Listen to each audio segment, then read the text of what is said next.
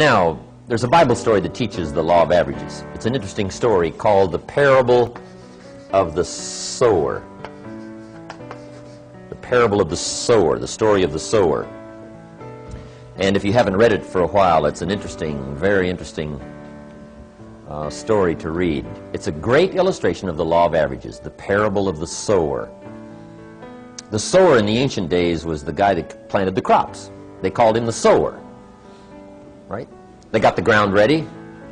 I don't know just how they all got it all ready, right? But they got the ground ready. And this guy called the sower was the planter of the crops. And he would take a bag of seed, walk across the field, and he would, right, sow the seed and plant the crops. They called him the sower. Now, the story of the sower is a typical story of life and people and results and what you can expect, right? And then you let the obvious be your best teacher. Now, when you read the story of the sower, you'll come up with some interesting points. First, the sower was a wise man. And when you read the whole story, you'll come to the conclusion the sower was a wise man, which is a high advantage. Right? You don't want to send a dummy out to plant. Right? We will all starve come fall. Next point of the story was the sower had excellent seed. Excellent seed. Story says he had the best. He didn't settle for something cheap and second best. Third point of the story, he was highly ambitious. And when you read the whole story, you'll come to the conclusion this man was ambitious, which is an admirable quality. Ambition. And then he went to work. The guy says, oh, I knew there was a hitch in here somewhere. That's where it is, probably, right? The guy goes to work.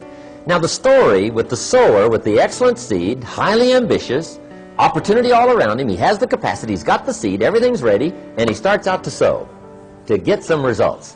Now, it's an interesting story about what happened to him. It's a typical story of life, but it's fascinating. Here's what it says. He starts out to sow the seed early in the morning, but the first part of the seed that he sows falls by the wayside, and the birds get it.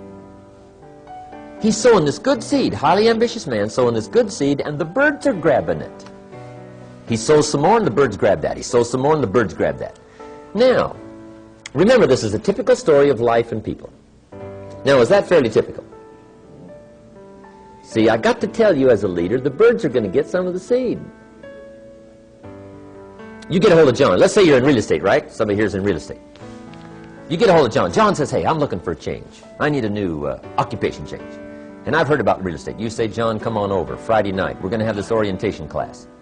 And we'll show you how to do it. Might be the new life for you. Earn the money you want to earn. Get your life turned around. Who knows what'll happen? John says, sounds great to me. I'll be there on Friday night. Learn all about it. I'll probably be one of your best salesmen. Say, okay, see you Friday night. Now, come Friday night, 7:30, supposed to start. John's not there. Say, well, maybe the traffic's a little heavy. So we wait till 7:45. About 8 o'clock, we come to the conclusion. What? He's not going to show. Question. What's happened since this unique conversation that you had with John, and you dropped on him this great idea, you've got the explanation, helped change his life, he said he would agree to be there, and he's not there. What's probably happened between then and Friday night? The birds done got the boy. Got him. And who knows who the heck it might be, right? Maybe it's his brother-in-law, right? Says real estate, you're not going to mix up in that, are you? Talked him out of it. Or his plumber. Says, let me tell you about real estate. His plumber. Now, if you get the message back as to what happened, see, here's where you might get off track.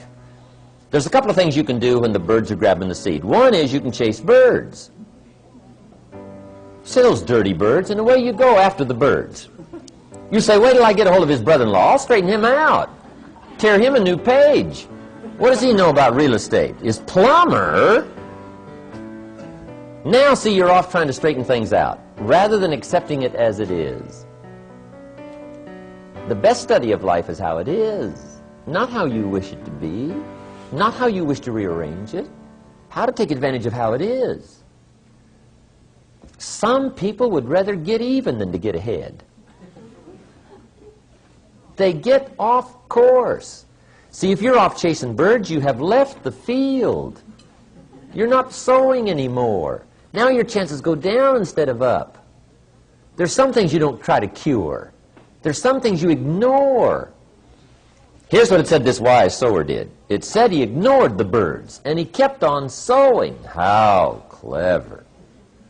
There's some things you just got to accept. That's the way it is.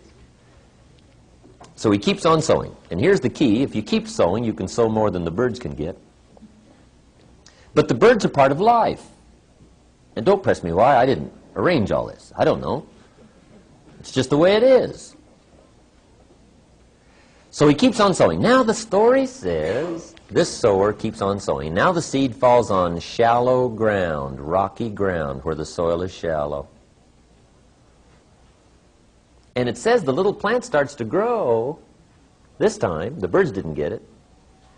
But the first hot day, these little plants wither and die. Now that's kind of disappointing, isn't it? But see, that's bound to happen.